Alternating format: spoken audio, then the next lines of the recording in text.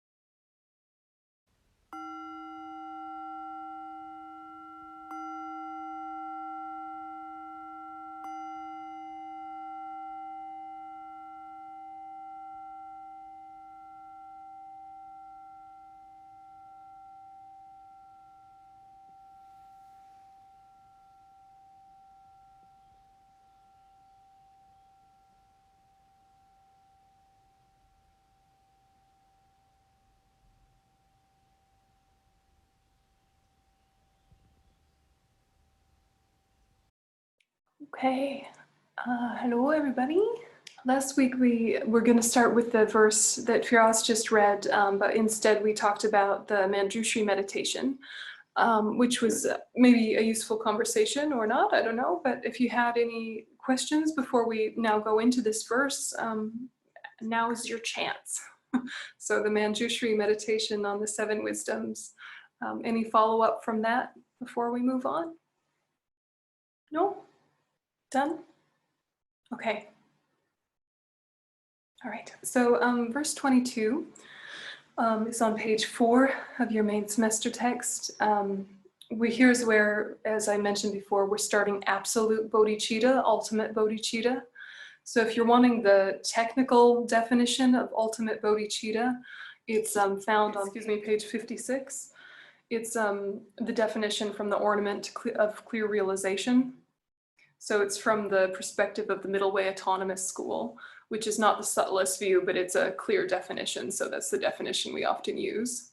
So on page 56, it says, the definition of the mind of enlightenment, of the ultimate mind of enlightenment, a main primary mental knower of a Mahayana Arya, to which the dualistic appearances of the actuality, mode of abiding, of complete enlightenment have subsided, and that abides as a type of realization of a particular wisdom. This definition is given from the perspective of the Middle Way Autonomous School. The definition consists of 3 parts. The dualistic appearances of the actuality of complete enlightenment subside. To say that dualistic appearances have subsided means that it is necessarily a perceptual realization of emptiness, right? That's the main point. It's necessarily a perceptual realization of emptiness. Number 2, it abides as a type of realization of a particular wisdom. To say that it is a particular wisdom means that it is not just any kind of wisdom that realizes something, but it is a particular one that realizes emptiness. To say that it abides as a type of realization is to say that since the ultimate mind of enlightenment is a primary mental consciousness, that it has in its retinue a mental factor of wisdom that perceptually realizes emptiness, it shares the same focal object and aspects, it abides as a type of realization of wisdom that perceptually realizes emptiness.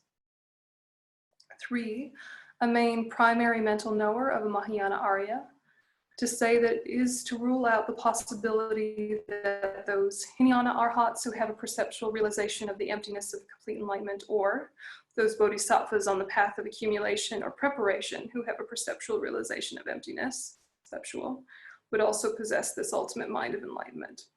So by saying that it is of a Mahayana Arya, it restricts the ultimate mind of enlightenment to exist exclusively for those on the Mahayana path of seeing and above. So that's the main point there. What we're talking about with ultimate bodhicitta is something, or ultimate mind of enlightenment is something that exists in the mind of an Arya bodhisattva, a bodhisattva who has realized emptiness directly, perceptually, right? So when you hear ultimate bodhicitta or absolute bodhicitta, we're talking about a main mind, right? It started as a mental factor. It started as a thought, something that you just generated that you had to come to newly and repeat and repeat.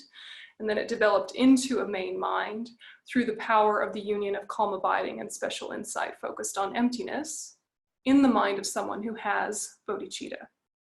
Does that make sense? Yeah, so the definition's a little bit wordy and a little bit technical, but the main idea being this is something that exists for an Arya bodhisattva. Is it clear? So it's the same emptiness that we've been talking about for semesters and semesters in the mind of a bodhisattva who we've been talking about for semesters and semesters, right? The two ideas coming together.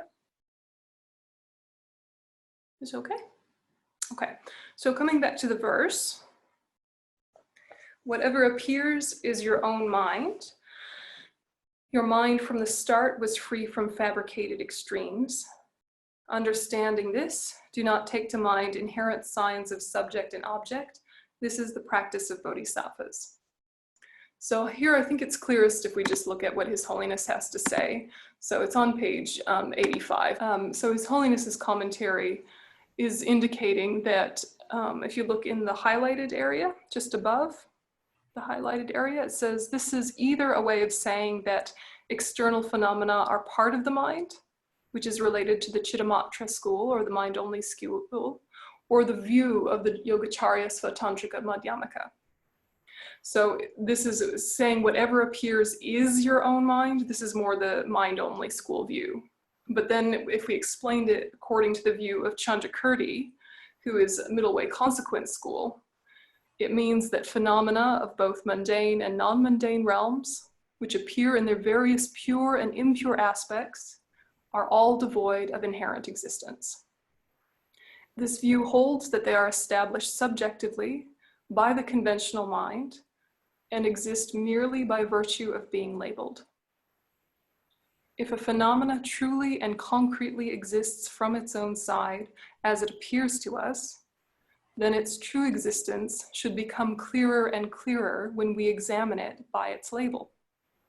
Yet in actuality, when we examine it closely, instead of its existence becoming more obvious, we discover that its nature is not to be found. So this is where we then have to ask ourselves experientially, is that the case? If you seek to find the self, the more you look for it, it should become clearer. But actually, the more you look for the self, the less clear it becomes. Isn't it, right? So if you say, yeah, the self, me, I know who I am, I know what I am. It seems very obvious on the surface, me, what? But then as soon as you try to find it, what exactly is the self? It's completely ephemeral, right? It's completely, where is it? You find the non-finding of it. But this is something that you have to sit with experientially. Is that really true? If you just think for a minute, all right, me, self, think your own name, think your own general, I don't know, mental state right now, however you're thinking of self and identity, where is it? By looking, do you find it or do you not find it? What do you find if you think you found it?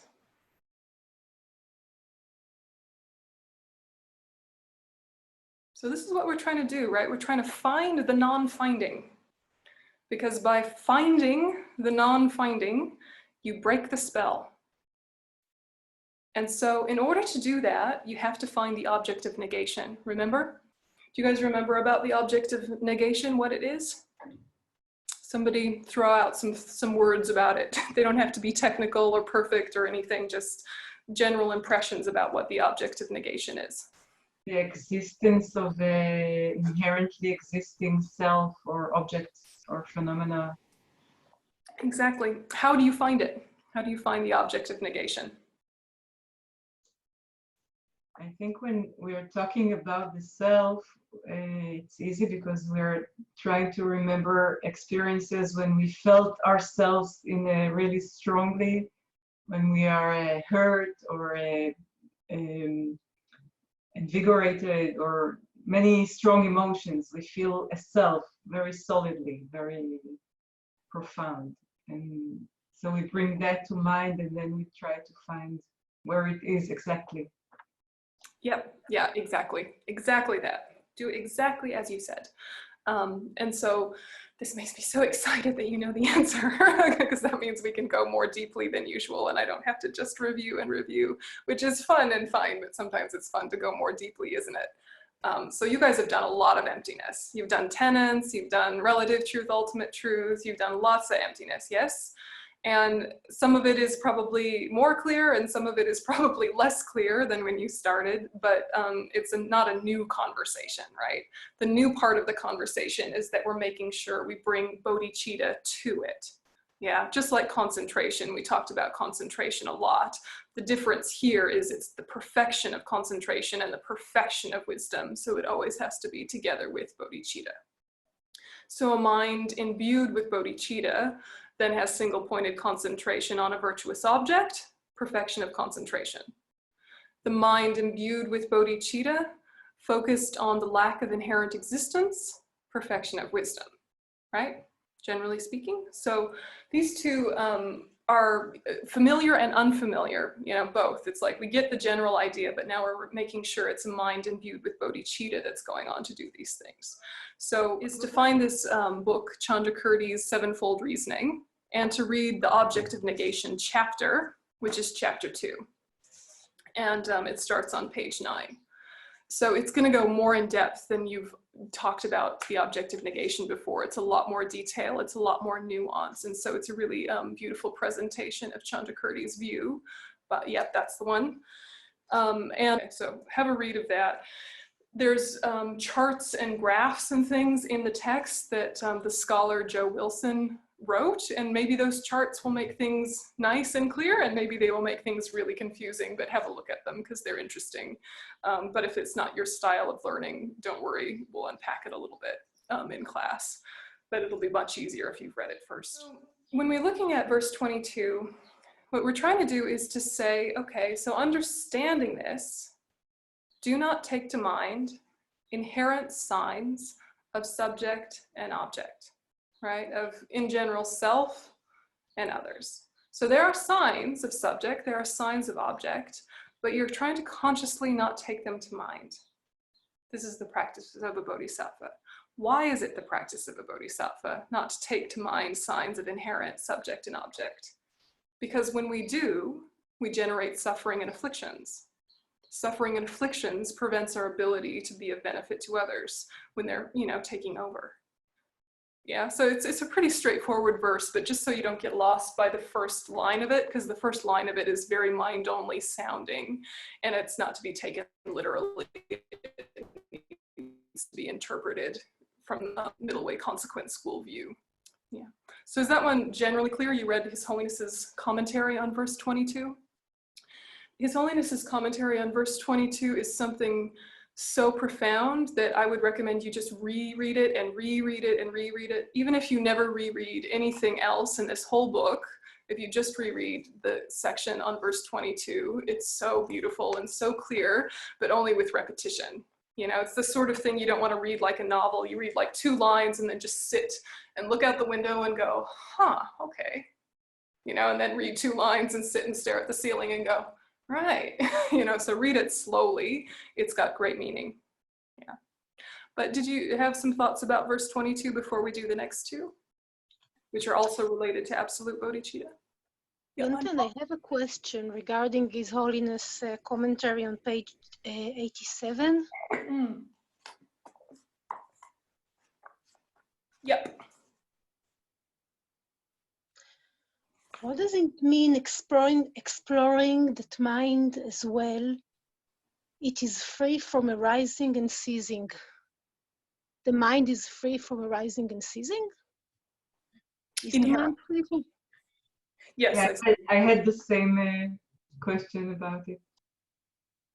Yeah. So all mundane and non-mundane phenomena are merely labeled by the mind, and mind itself, when explored, is free from arising and ceasing. So there is no inherently existent arising because it depends upon causes and conditions, namely the previous moment of mind.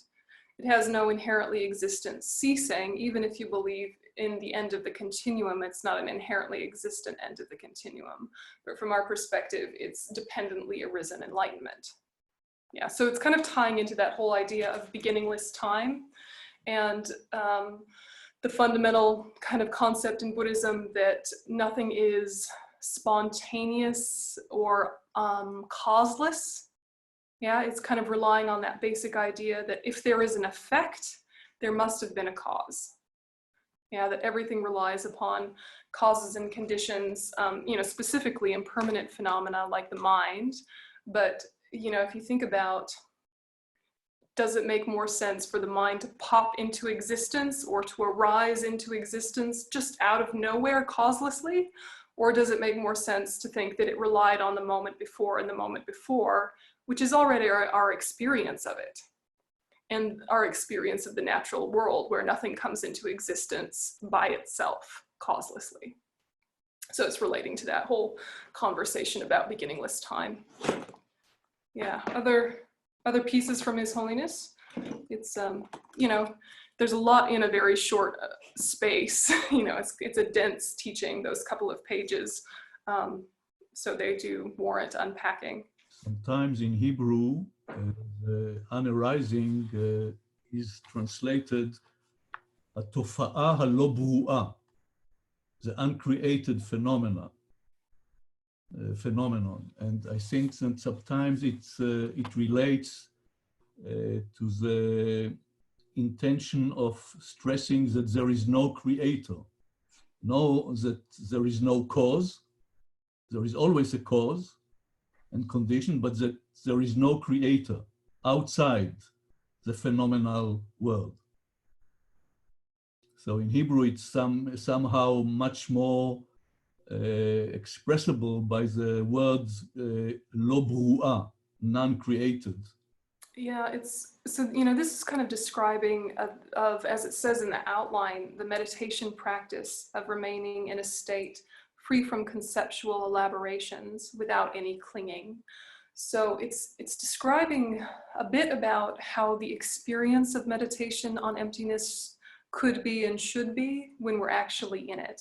And then the second two, 23 and 24, are about the post-meditation practice of seeing things as illusory when you're walking around having your daily life, right? So 22 is like on the cushion, 23, 24 are off the cushion.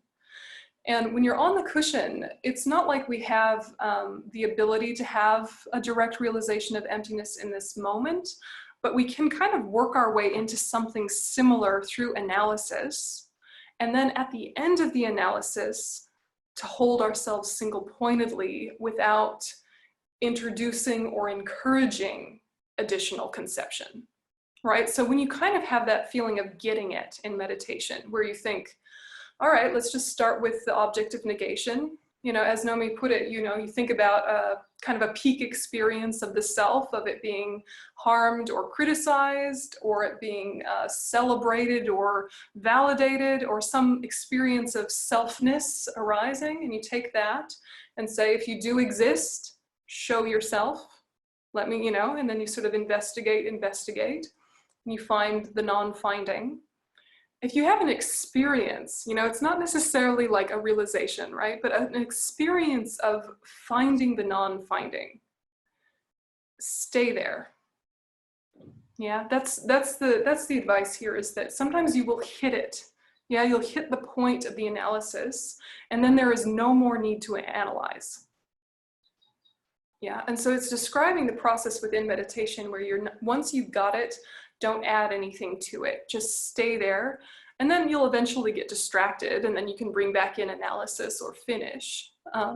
But do you know what I mean? That like, okay, I'm investigating first. Okay, I identify with what? My body. Okay, let's investigate where is the self in the body or owning the body. And you go through and you think, well, obviously the head or the heart. You know, well, obviously, I don't know where you guys think yourself in the body is, but head or heart are the common locations, right? This is me, or this is me, you know? And then you go, all right, so here is me. Well, no, here is my, you know, breastbone, and here is my, I don't know, where my rib cage starts, and then behind that are various organs, and there is no self there. It's just a bag of bones, right? All right, so if it's not there, maybe it's the mind. All right, the self is the mind, the mind. Okay, where is it? So you can't jump the steps knowing where you're headed to, right? You have to work yourself through the steps experientially. Otherwise, you're not going to land on that kind of connected experience. So you're thinking, all right, the mind. When I think of my mind, what is the most dominant experience today in this moment? You know, you don't have to think in general, just right in this moment, what is my dominant experience of self related to mind? Is it the words in my head? Is it my mood?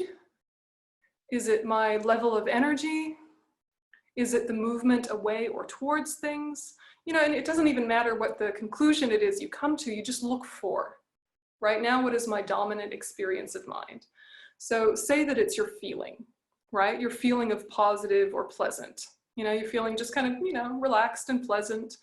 And that's the self. That's the I. That's me. I am my feelings, right? Which, if we're honest, we often think we are our feelings. And so then you ask yourself, where did that feeling come from? Was it self-arisen, self-created, self-generated, or self-owned? And you look, you know the answer is no, but don't jump to that step. You have to look for what it depends on. So the feeling depends on what?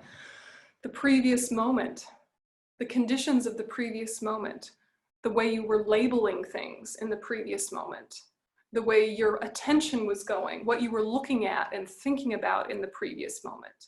And those conditions allowed a karmic seed to ripen as this moment of experience. So this moment of experience is not about the present, it's about the past, the immediate past, the conditions, the long-term past, the substantial cause, the seed. I'm not sure I can express the question skillfully, but previous moment was also an illusion and an outcome of an ignorance because it doesn't exist inherently. So it means that all the continuum is actually empty of inherent existence. But karma seeds that are going through lives, for example, and are going on an energy, they're riding on some kind of energy, which actually is not exist as well. And karma seeds also are lack of inherent existence. Am I right up to this point? They have an aspect that is lacking inherent existence. They aren't emptiness, they are empty. They're empty. Yes, but yeah. Okay, it's an empty phenomena. Yeah. But these empty phenomena actually dictate your present ignorance life. I don't know how to say your not knowing, never mind, but it even influence you going here or there in terms of being a human being or something else, okay? So it does have an influential, a deep influence on our lives, whether they are, which are not inherently existent. But where does it written, I would say, in the mind or something like this? How Buddhism defines mind? That which is clear and knowing. But what we're talking about here is that which is clear and knowing, which is a continuum of consciousness that carries karmic seeds born from ignorance. right? So the karmic seeds aren't inherently existent because they arose from the strong condition of ignorance and the behaviors from ignorance. They leave an impression, or they leave non-weight, non-physical weight on the mental continuum, and are carried like debris in a river until they meet conditions to ripen as experience, right? So the mind, think of the mind as very much like water, in that it is pure and perfect and can never be contaminated at the molecular level, but absolutely can be polluted on the surface level by contamination of dirt and leaves, etc. So, there's something that is always pure and perfect about the mind, but it can be completely obscured by the habits of ignorance and the behaviors of ignorance, etc., etc. So all of that debris, all of that dirt is removable. It never enters into the fundamental essence of the mind. Whatever habits our mind have, our habits absolutely dictate our experience until they don't, right? We have so many strong habits, but is it impossible to break a habit? It's not, it just takes a lot of conditions, And so if we're thinking about the mind as basically like habitually going a certain way, and we're in a way fighting against the power of eons of habit, of certain ways of thinking and certain ways of being, that doesn't mean it's fate, right? But what is the continuum? The continuum of consciousness, of moment by moment consciousness.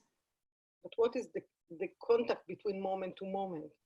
You see what I'm asking? Yeah, I do. It's like you think there's an additional connecting factor besides just one moment of mind being the condition for the next moment of mind, its result, which is the condition for the next moment of mind, its result, like this, right? It's an unbroken continuity of one moment being the substantial cause for the next moment, and the next moment, and the next moment.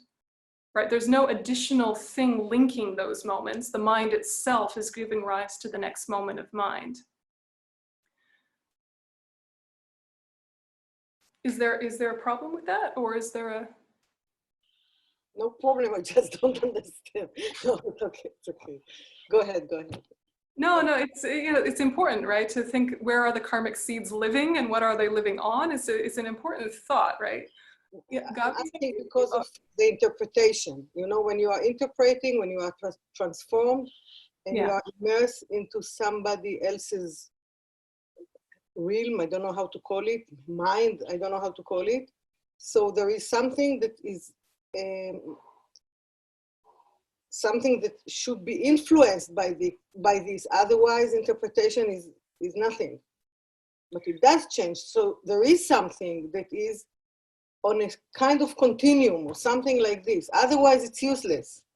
Well, this is the primary debate in Buddhist thought, right? You're talking basically from the middle way autonomous school, right? The way you're presenting is the middle way autonomous school. Where we're going is the middle way consequence view, which sounds almost like nihilism, but it's not. It's right on the cliff edge of nihilism, but it doesn't fall over into it.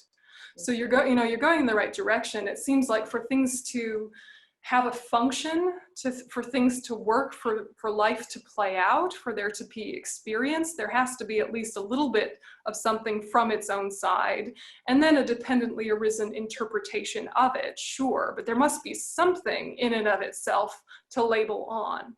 That's the feeling, and that's the view of the middle way autonomous school, which works good enough for now. It's just not the end. And His Holiness even says that's the way we should live our life, is to assume that 90% of things are our own projection, and that 10% of it is truth. Even though we're not done yet, even though that's not the middle way consequence view completely, that's a much healthier way to live in this world, is to think 90% of everything is my projection.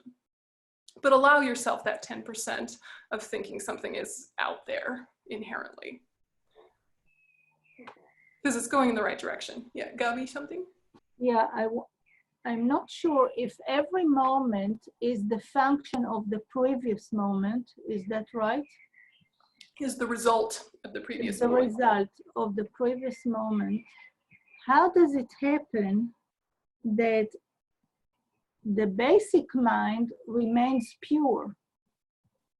Is it separated from the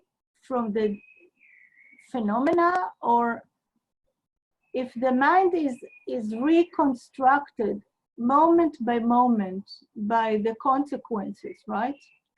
How No. does it?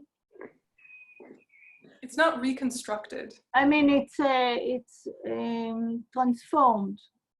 Not necessarily. I mean, think of it like a river, right? Like the river, Okay. right? And then you drop things into it. Then those things are carried, and you drop more things into it, and those things are carried. But the essential nature of water is not changed. The molecules remain water molecules, no matter what is carried in it. Right? Some rivers are very dirty. Sure, but it doesn't penetrate the molecule. Do you know what I mean? How Like, does it and happen? whatever scientifically happens, I don't really know. It's not the point, right? This is the How does it happen that part of the mind remains pure? Why wouldn't it? Let's Right? say you have very unfortunate karmatic circumstances. Because the mind is empty of inherent existence, it can transform and remove its negative habits. If it were inherently existent, it could never change. And however you were, whatever traumas you had, whatever pain you felt would be, you know, that would be just constant and forever, and there would be no healing possible. Because it lacks inherent existence, it can change in a positive way. It doesn't mean that the fundamental nature of the mind is Buddha. It means it's Buddha potential, right? You can access that fundamental quality, but it still needs to be developed. Yeah. Look, it's complicated, isn't it? But on one sense, there's a real simplicity to just look at your own experience. Is change possible? It's the fundamental question. You know, have you ever changed any view or any habit ever? Could you express what is the thing that is being changed? Being changing moment for moment? What is it that is being changed? In what context? Of the mind, context of the mind. I mean, the 5 omnipresent mental factors are changing moment to moment. What they're focused on is changing moment to moment. Sometimes, and sometimes it's the karma. What is the thing that is being changed? It's not one thing, right? It's many things simultaneously that are all together with the mind. Remember, main minds are clear and knowing by nature, but they always have like a retinue or companions that are giving us experience, right? So there's, say, I primary consciousness, but the mental factors in its retinue are what are labeling form, which are giving rise to our feeling about that form, which direct our attention to looking at it more or looking at it less, which decide whether or not to rest on it or not, right? So each of the primary consciousnesses have different kind of workers with them or mental factors with them that are making us engage with objects and respond to objects. And that is not negated by the fact that they lack inherent existence, right? Because you could say only blue chair because you know blue when you know chair, and because you have an eye organ, and et cetera, et cetera. So it's not negating blue chair, but it's saying it can't exist in and of itself. Otherwise, I would know it without being introduced to those 2 other concepts. You know, similarly, happiness and suffering or good and bad, those concepts exist. They have a function, they have an influence on our life, but they're not self-existent. Otherwise, everyone would have the same opinions about everything and the same experience of everything. The very fact that there's variation shows nothing is self-existent. You know, looking at emptiness is confronting because we want to find something to hold on to. And the very point is that there is nothing to hold on to, but when you let go, there is great freedom and possibility. But the moment before freedom and possibility is fear. So if you're feeling, where am I? Who am I? What is this? It's a good sign. They say it right in the traditional scriptures. That kind of ambiguity feeling, that groundless feeling is moving closer to truth. To find the non-finding doesn't mean you find nothing. Emptiness isn't nothing. It's an aspect of conventional truths. There always has to be a referent. Yeah, there's always a referent. So, you know, your karma from the past is ripening, and the feeling of this moment is pleasure or pain or whatever it is. Our ignorance continues to relabel the way it's used to labeling. And so it'll say, I feel this way because that happened. That's why I feel this way, is because that happened. And then we reinforce our illusion of that, and it creates a feedback loop, and that becomes truth. But if we say, all right, I feel this because of that, but not from its own side, it opens up a possibility for a new response. And you think, all right, I feel this way because that happened as a condition, but the substantial cause was the wave of seeds from the past. Is there a new way to look at this same old story I've seen a million times? Is it ever possible to reframe anything? Of course it is. We've done it a million times, but in the moment of heightened emotion, it feels impossible, and it feels our response is inevitable. You know, it feels like how we feel is choiceless. And in a sense it is, and in a sense it isn't. The duration we have an influence on. The immediate arisal is coming from the past. So that seed is already ripened. We don't have control over our immediate response, but our response to our response, we do have control over, which can help finish the seed or ripen more seeds of a similar type if it's what we want. You know, so the big condition in this moment is our mental attitude towards our experience. It's not the only condition, but it's one of the biggest conditions. So in Buddhist practice, we're always working on two levels. One level is to look at the relative truth of things and ask, how can I make this a teaching for me, to keep my heart open, to be of benefit to others? The other angle is to look at what is appearing before me is not as it seems.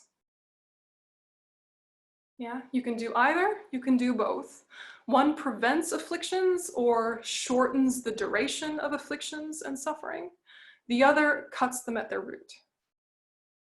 Yeah, so some days we don't have the mental strength to go into all of the details of the dependent arising to lead us to the fact of the emptiness of the situation. All we can do is say, this is the nature of the human experience. I'm one with the human community, and this horrible suffering is going to help my ability to relate to others, which is a tool I want for my work. You know, other days we can think, well, I'm ripening old negative karma, which means it's exhausting itself, it's finishing itself, and that seed is done and finished, and I don't have to experience that particular one again. Good riddance. And some days you say, it is completely empty because it dependently arises in this way, and this way, and this way, and therefore it is not how I label it from its own side. And then freedom is opened up. Yeah, so you really just have to ask yourself what your mind can cope with in any given moment in terms of practice. And then on days when you have a spacious mind that's more grounded and clear, you can do both. Yeah, so but we have to start with the object of negation and think, who has been harmed? Who has been helped? Who is it? And very gently, they say, like a spy, yeah, in the instructions on finding the object of negation, you have to be like a spy with your own seemingly inherently existent self. Let it arise, feel it viscerally, you know, feel the identity of you, let it roar to life, and then don't blast it apart, kind of pick at it from the sides and say, where? Who? Because any point that you find that feels self will dissolve into pieces, not into nothing, but into pieces of pieces of pieces. Yeah, any response you have about anything, you know, just from your own life, you can track it back to all the different, family of origin issues, different experiences throughout your life, different trainings and educations and meditation experiences, et cetera, that all led you to have this response to this situation. You don't even have to remember or know about past lives to see how your immediate response is conditioned, not inherent. Because if it was inherent, you would react the same way always, and everyone else would react the same way to similar situations, and they don't. So you just really gently investigating this object of negation. And, you know, when it feels like it's starting to lose strength or starting to lose reality, that can at first feel kind of interesting and spacious, and then after a while will be very scary, because it's all we've ever known is the pretender. But to remember, there is a self that exists. The self that exists is that which is merely labeled on the body and mind. The body and mind are merely labeled on their parts, on their parts, on their parts. But that is the self that exists, the mere I. The self that does not exist at all in any way, even nominally, even conventionally, is the inherently existent self. The inherently existent self is who we think we are. That's who we think we are. Our identity, our personality, our history, our everything, all rolled up into this is me. That one is the pretender and has never existed at all, even nominally, which is totally confronting. But pick any piece of your personality and see if it's just self-existent, self-manifesting, spontaneous out of nowhere, and it's not. Just like no part of your body is. And yet there is a body there, right? You can say this is the body from a distance, merely labeled on the collection of parts, no problem, right? But where is the body? If you point to any piece, it's a piece, not the body. You know, you've done this analysis many times, you've had these thoughts many times, but, you know, move it deeper than intellect into experience. It really seems like that is obviously a body there. In and of itself, that's obviously a body. There is no body there in and of itself, divorced from the parts, separate from the parts. It's just labeled on the parts. Mind is the same. It's why we study minds and mental factors, right? Is to understand all the different components and interactions of the mind. If you understand the different components and interactions of the mind, then you start to understand the dependent arising of the experiences of the mind.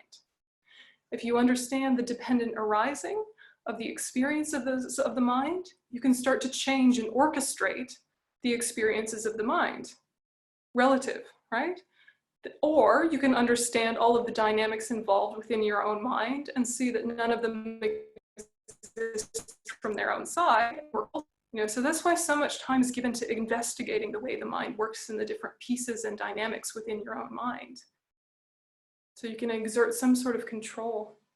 You can break the spell of thinking your experience is truth. So when you're on you're on your cushion, you try and kind of be in that space like, you know, unfabricated, less conceptual space of finding the non-finding. And then you've got to live your life, and you've got to walk around, and you've got to look at stuff, and you've got to make choices, and you have to function in the relative world. And so then the next two verses are how to do that. Is when you encounter attractive objects, though they seem beautiful, like a rainbow in summer, don't regard them as real and give up attachment. This is the practice of bodhisattvas. The rainbow analogy is really perfect for attachment because everyone agrees that rainbows are beautiful and no one thinks that they are solid if you're an adult, right? You don't think that they're solid, and you know that being attached to it, remaining, is silly because it's just light through water and it's going to change any moment. And so the enjoyment and appreciation while acknowledging its emptiness and its impermanence is something that comes quite naturally to us. You can see and appreciate the beauty of a rainbow without at all holding or grasping to it because you know its nature is so temporary. So similarly, when we see objects of attachment that we have desire for, we can acknowledge the joy and the pleasure that came from that interaction, while at the same time remembering that none of that enjoyment and pleasure came in and of itself from the side of the object that was the condition. It was the condition, not the cause. It was the condition, not the cause. It was the condition, not the cause, right? That's our mantra, right? And any number of things could be a condition. That's the thing, right? So to kind of break the spell of your own attachment, you have to remember all of the times that the attachment object didn't work and all of the times other things have worked just as well. to kind of break the spell that you can only have this specific kind of happiness with this specific thing or situation or person. To break the spell, you have to use logic, riding on your own memories, riding on your own life experiences. Yeah, so, you know, say that your favorite thing in the whole world is to go on a certain beautiful hike with a best friend, with a favorite meal. And you know that if you have that hike and that friend and that meal, 100%, you're going to be happy and it's going to be the best day ever if the weather cooperates. And you are certain of it. Because it worked in the past, might have even worked many times in the past. But then you do it and one day it doesn't work. Is it the fault of the hike, of the friend, of the food? You know better, you're an adult. And yet some part of you wants to blame something and give all of the power to the conditions. Yeah, and you forget all of the times you were just as happy as those memories with a whole different set of conditions. You know, it seems very basic, but you have to use your own life as the experience to prove that what we say is true is only true nominally. And then you can enjoy so much more of life. That's the point. It frees up the potential for so much more joy in life because you're not giving credit to this exclusive set of conditions as the only thing that can work. You know, so much of the terrible grief people have is related to thinking that when someone goes, whether they leave or they die or whatever happens, that there's a particular type of happiness they are taking with them that you'll never be able to feel again. Forgetting that the particular type of happiness that you had was specific to one moment in time and wasn't even inherent to that person. It was not replicated over and over again. There were different versions of happiness in that dynamic and different versions of happiness all throughout your life, peppered in all different areas. But your mind is making something permanent. It's taking a snapshot in time and holding that as the truth of the relationship. And now that they're gone, there's nothing to combat that or confront that. You can hold it as even more true than when they were in front of you. When they're in front of you, you can remember their negative qualities, you can remember the bad days, you can remember when your mind wasn't open to their love, and so you couldn't use it as a condition for your own happiness, etc., etc. When they're gone, the illusion can be stronger. And you think, if I only had that again, if I only had them again, if I only had it again, then I would be happy. So that's how we catch the lie of attachment, is it's saying, if blah, blah, blah, then I could be happy. So we all have our own version, all of us. Or the reason I can't be happy is the fault of this object of aversion. That's what's stealing my happiness or ruining it, which is the next verse. But yeah.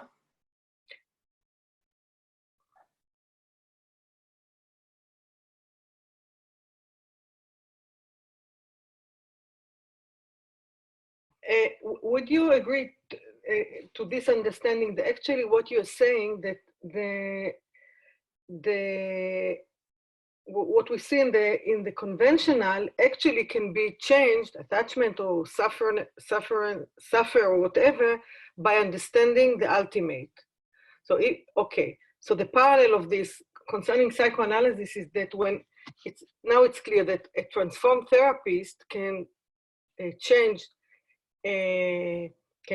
or to immerse in changing and make some change, create some change in the emergent, let's put it this way, in the emergent self of the patient by transforming it as well. Meaning it's a movement of some kind of energy, but it's the same. The parallel is that release of suffer is by understanding the true nature of life. Meaning you use the ultimate understanding to resolve problems in the relative world, okay? Or the mundane, or whatever, but it is parallel. That's how a self-object can be supported by this understanding of Buddhism. That's what bothers me now. It's clear for me, I think. Yeah.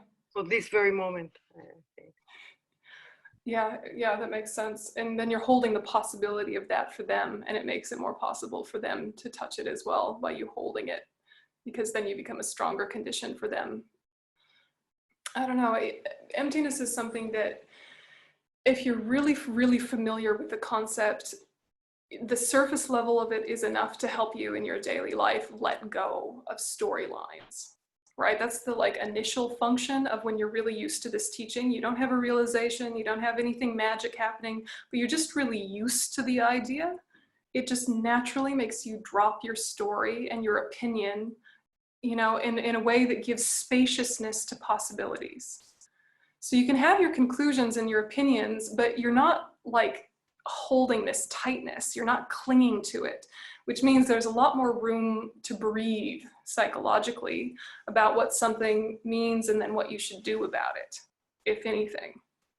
So more and more familiarity with emptiness just kind of creeps into your daily life assumptions about what is needed, what is true, etc., etc. And very naturally, your external needs decrease. Right? You don't have to force yourself to live a simpler life. You just naturally start to live a simpler life because you need less and less from the outside, yeah, to kind of give you those conditions for happiness. And so there's just kind of like a letting go that happens with familiarity with emptiness that maybe you guys have already experienced just from your previous study and thoughts about it. There's just kind of a certain kind of, I don't know, activity, a certain kind of object, a certain kind of human interaction that you just don't race towards as quickly, that you just genuinely don't need as much. You didn't have to force it. You're just like, I don't really need to do that. I'm okay, I'm happy, I'm fine. You know, and that's the immediate influence of these teachings. So imagine if we actually realized it in such a way that we let go of the story of ourself. Not just the story of the things that makes the self happy or makes the self sad, but the story of self itself. If we let go of that story, who I am in this world, who I am in this family, who I am in this whatever. If you let go of the story of you, it's just living in freedom all the time. Because maybe you have some glimpses of that already. Do you know what I mean? A little bit, yeah. So you're not arriving at nothing or blank. You're not negating cause and effect, not at all. It's just remembering not by itself, not on its own, not causelessly. So the object of negation is the project, right? So just even if you're just kind of sitting with any peak I experience in the day asking where or who, you know, and just kind of like, you know, let yourself go there. Even in a moment making a cup of tea, you know, I really need this cup of tea before I do this next activity. I need it for my happiness because tea equals break, equals need, equals blah, blah, blah. The whole story of your cup of tea. You can still have the cup of tea, but now you're not believing it anymore and you maybe enjoy it more. Look at me having my illusory cup of tea. Anyway, something worth experimenting, but the object of negation is the key here because without catching it, there is no negating it. To say everything is empty is good and useful, but the self seems not to be. You have to notice that it seems not to be, even if intellectually you know better. You have to feel the way the self thinks of its own reality. You have to find it. Yeah, otherwise there's no moving on to the next stages. Okay, so have a look at Chandrakirti and slowly, the verse 24 we didn't get to, so I'll come back to it on Wednesday, but basically it's just the other side about how aversion isn't inherently existent. And it's talking about the suffering like a child's death in a dream, which doesn't sound like aversion or anger, but it's talking about things you don't want to happen. Yeah, so we'll come back to that afterwards. So just take a minute and let the mind settle.